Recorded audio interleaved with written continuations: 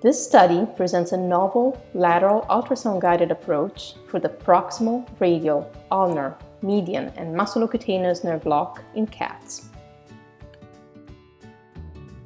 The proximal RUMM block results in anesthesia of the forelimb from the elbow down, including the manus.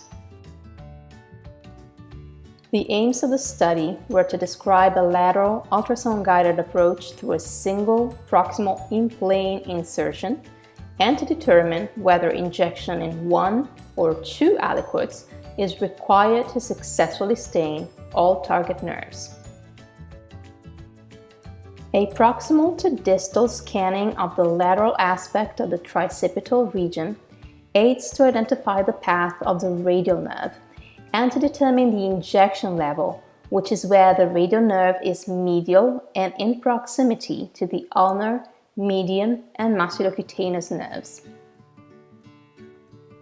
At the proximal third of the brachium, the triceps muscle provided sufficient separation between the ultrasound probe and the target nerves that resulted in an adequate focal length and a maximum definition of the ultrasound image. Contrary to the medial aspect of the brachium, where the pectoral muscle thickness does not exceed 4 mm in a standard-sized cat, the presence of the triceps muscle on its lateral aspect facilitated ultrasound visualization of the target nerves and needle handling.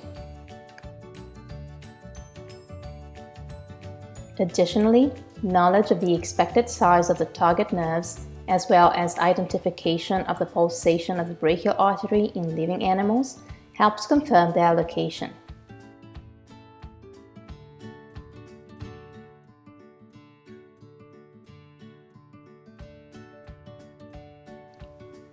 Using a 13 MHz linear transducer, an insulated needle was introduced in plane in a cranial direction, following the visual axis of the operator. This facilitates, improves, and expedites the execution of ultrasound-guided nerve blocks.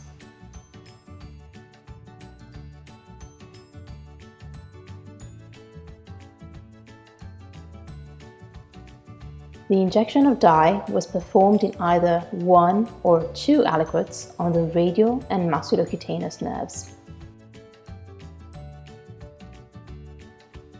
This study showed that the injection of two aliquots on the radial and musculocutaneous nerves was required to consistently stain all the RUMM nerves. On the contrary, the injection of only one aliquot was not sufficient to dye the musculocutaneous nerve in all cases.